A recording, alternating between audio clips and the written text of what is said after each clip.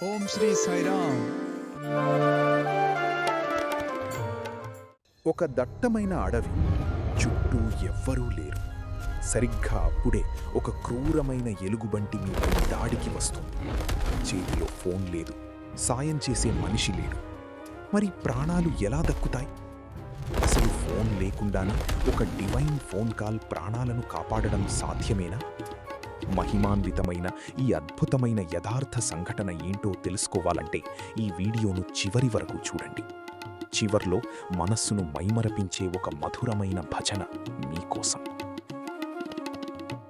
భగవాన్ శ్రీ సత్యసాయి బాబావారు మన ప్రియతమ స్వామి. విధి, ప్రయత్నం మరియు వీటన్నింటిలో భగవంతుని పాత్ర గురించి తరచుగా ప్రస్తావిస్తారు.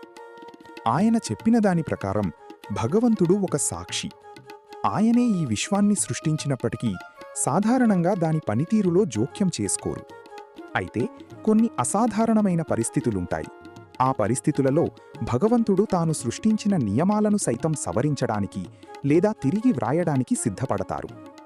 మరి ఆ అసాధారణమైన పరిస్థితులు ఏమిటి?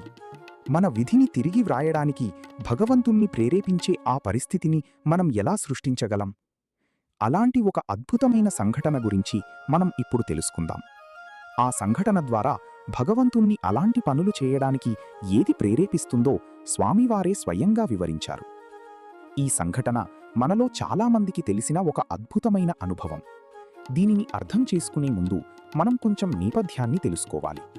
ఈ కథలోని ముఖ్య పాత్రధారి ఒక సాధారణ వ్యక్తి కాదు. ఆయన పేరు ప్రొఫెసర్ మూర్తి. ఆయన వృత్తిరీత్యా ఒక భూగర్భ శాస్త్రవేత్త, జియాలజిస్ట్. అంటే ప్రతి విషయాన్ని ఆధారాలు, రుజువులతో పరిశీలించి తర్కంతో అంగీకరించే శాస్త్రీయ దృక్పథం ఆయనది. అదే సమయంలో ఆయన నేపథ్యం కూడా చాలా విశిష్టమైనది. ప్రొఫెసర్ మూర్తిగారు మరెవరో కాదు, భగవాన్ జీవిత చరిత్ర సత్యం శివం సుందరం గ్రంథ రచయిత, స్వామికి అత్యంత సన్నిహితులలో ఒకరైన శ్రీ ఎన్ కస్తూరిగారి కుమారుడు. కస్తూరిగారి కుటుంబం మొత్తం స్వామికి అంకితమైనది. కాబట్టి ప్రొఫెసర్ మూర్తిగారు చిన్నప్పటి నుండి స్వామి లీలలను, మహిమలను చూస్తూనే పెరిగారు. ఆయన హృదయంలో స్వామిపై అచంచలమైన భక్తి ఉంది. కాని ఆయన వృత్తి, ఆయన శాస్త్రీయ ఆలోచనా విధానం వేరు. బహుశా భక్తి మరియు భౌతిక ప్రపంచం వేర్వేరు అనే ఒక ఆలోచన ఆయన మనస్సులో ఉండి ఉండవచ్చు. ఆ రోజుల్లో భారత ప్రభుత్వం దేశంలోని ఖనిజ సంపదను అన్వేషించడానికి సర్వేలు నిర్వహిస్తోంది. అందులో భాగంగా ప్రొఫెసర్ మూర్తిగారికి అస్సాంలోని దట్టమైన అడవులలో పరిశోధన చేసే బాధ్యతను అప్పగించారు. అది ఎంతో ప్రమాదకరమైన పని అని తెలిసినా తన విధి నిర్వహణ కోసం ఆయన స్వామిని మనస్సులో స్మరించుకుని బయల్దేరారు. అస్సాం అడవులు చాలా దట్టమైనవి మరియు ప్రమాదకరమైనవి. క్రూర మృగాలు స్వేచ్ఛగా తిరిగే ఆ ప్రదేశంలో ప్రొఫెసర్ మూర్తిగారు తన పరిశోధనలో భాగంగా ముందుకు సాగుతున్నారు. ఆయన తన బృందం నుండి చాలా దూరం వచ్చేశారు. చుట్టూ ఉన్న నిశ్శబ్దం, వాతావరణంలోని మార్పు రాబోయే ప్రమాదాన్ని సూచిస్తున్నట్లుగా ఉంది. ఆయన ఒక రాయిని పరీక్షిస్తున్న సమయంలో సమీపంలోని పొదల నుండి ఒక శబ్దం వినిపించింది. ఈ క్షణాల్లోనే ఒక పెద్ద ఎలుగుబంటి ఆయనపైకి దూసుకువచ్చింది. ఆ క్షణంలో పారిపోవడానికి కూడా సమయం లేదు. ఎలుగుబంటి ఆయనపై దాడి చేయడం ప్రారంభించింది.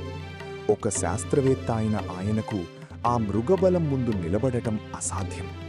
ఆయన శరీరంపై గాయాలయ్యాయి, రక్తం ప్రవహిస్తోంది. ఇక తన జీవితం ముగిసిపోయిందని ఆయన నిశ్చయించుకున్నారు.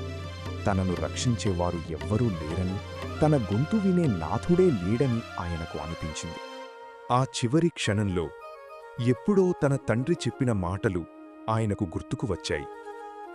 ఏ ఆపద వచ్చినా ఒక్కసారి స్వామిని తలచుకో చాలు.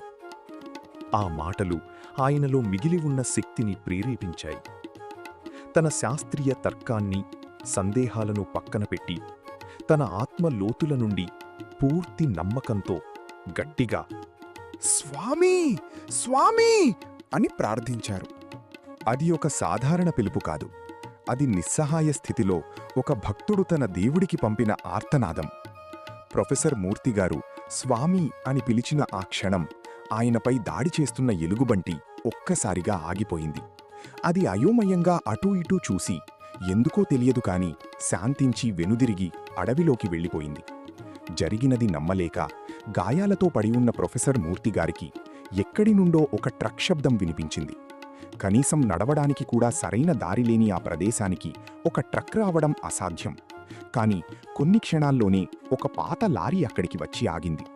దాని డ్రైవర్ ఆయన్ని చూసి తన వాహనంలోకి ఎక్కించుకుని సమీపంలోని గ్రామానికి తీసుకెళ్లి ప్రథమ చికిత్స చేయించాడు. ప్రొఫెసర్ మూర్తిగారు ప్రాణాలతో బయటపడ్డారు. కాని ఆయన మనసులో ఎన్నో ప్రశ్నలు. ఎలుగుబంటి ఎందుకు వెనక్కి వెళ్ళింది? ఆ సమయంలో ఆ ప్రదేశానికి ఆ ట్రక్ ఎలా వచ్చింది? ఇది కేవలం యాదృచ్ఛికమా, లేక తాను పిలిచిన పిలుపుకు సమాధానమా? ఆయన శాస్త్రీయ మెదడుకు సమాధానం దొరకలేదు. కాని ఆయన హృదయం మాత్రం ఇది దైవ సంకల్పమే అని నమ్మింది. కొన్ని నెలల తర్వాత ప్రొఫెసర్ మూర్తిగారు ప్రశాంతి నిలయానికి వెళ్లారు. దర్శనం కోసం అందరితో పాటు కూర్చున్నారు. భగవాన్ బాబావారు భక్తులను ఆశీర్వదిస్తూ నెమ్మదిగా నడుచుకుంటూ వస్తున్నారు. ప్రొఫెసర్ మూర్తిగారి వద్దకు రాగానే బాబా ఒక్క క్షణం ఆగారు. ఆయన వైపు ప్రేమగా, కరుణతో చిరునవ్వు నవ్వి ఇలా అన్నారు. ఏమీ మూర్తి, ఆ రోజు అస్సాం అడవుల్లో నువ్వు చేసిన ఫోన్ కాల్ నాకు అందింది. ఆ మాటలు విన్న ప్రొఫెసర్ మూర్తిగారు నిశ్చేష్టులయ్యారు. అడవిలో తన వద్ద ఫోన్ లేదే అని ఆయన అయోమయంగా చూస్తుండగా బాబా మళ్లీ నవ్వుతూ ఇలా అన్నారు. అవును, నువ్వు భయంతో స్వామీ స్వామీ అని పిలిచావే, అదే నాకు చేరిన ఫోన్ కాల్. నేను వెంటనే ఒక ట్రక్ పంపాను. సురక్షితంగా ఇంటికి చేరావు కదా? ఆ మాటలతో ప్రొఫెసర్ మూర్తిగారికి అంతా స్పష్టమైంది. ఆయన కళ్ల నుండి ధారగా నీరు కారడం మొదలైంది. తన శాస్త్రీయ ప్రతిభ, సందేహాలు అన్నీ ఆ కన్నీటితో పాటు కరిగిపోయాయి. ఆ రోజు అడవిలో జరిగింది యాదృచ్ఛికం కాదని, అది స్వయంగా భగవంతుడు జరిపిన లీల అని ఆయనకు ప్రత్యక్షంగా అనుభవమైంది. సోదర సోదరీమణులారా, ఇక్కడే అసలైన రహస్యముంది. మన ప్రార్థన వెనుక ఉన్న ప్రేమ, మన పిలుపులోని ఆర్తి భగవంతుణ్ణి నియమాలను సైతం సవరించేలా చేస్తుంది. ప్రొఫెసర్ మూర్తిగారి పిలుపులో ఉన్నది భయం మాత్రమే కాదు, అది సంపూర్ణ శరణాగతి మరియు నమ్మకం. ప్రాణాపాయ స్థితిలో ఆయనలోని శాస్త్రవేత్త మౌనంగా ఉండిపోయి ఆయన హృదయంలో ఉన్న భక్తి బయటకు వచ్చింది. భగవంతునితో మనకున్న సంబంధమే అన్నింటికన్నా ముఖ్యమైనది. ఆ ప్రేమ తీవ్రంగా ఉన్నప్పుడు అద్భుతాలు సాధ్యమవుతాయి. ఎక్కడ ప్రేమ ఉంటుందో అక్కడ దైవం ఉంటాడు, మరియు ఎక్కడ దైవం ఉంటాడో అక్కడ అద్భుతాలు జరుగుతాయి.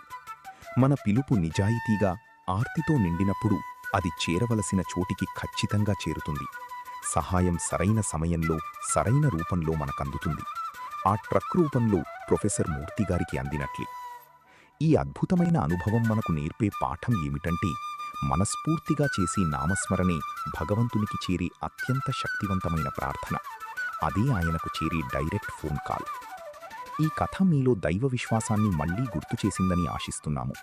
మీకు కూడా ఇలాంటి దైవిక అనుభవాలుంటే వాటిని క్రింద కామెంట్స్ విభాగంలో మాతో పంచుకోవడం మర్చిపోకండి.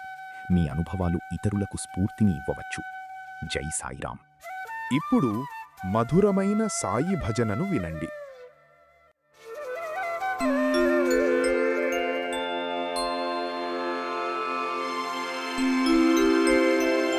साईराम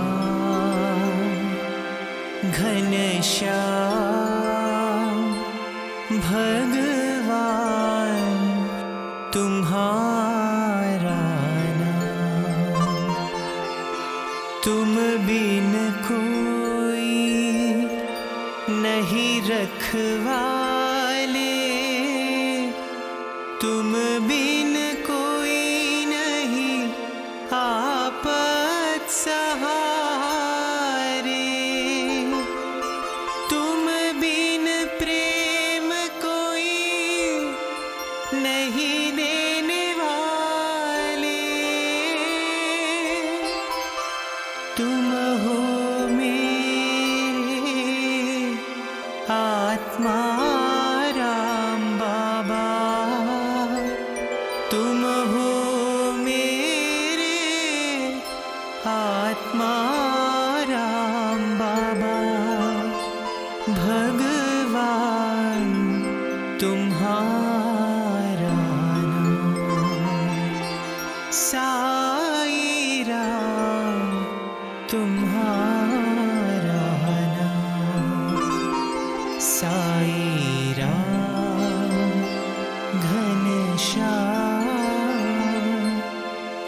भगवान तुम्हारा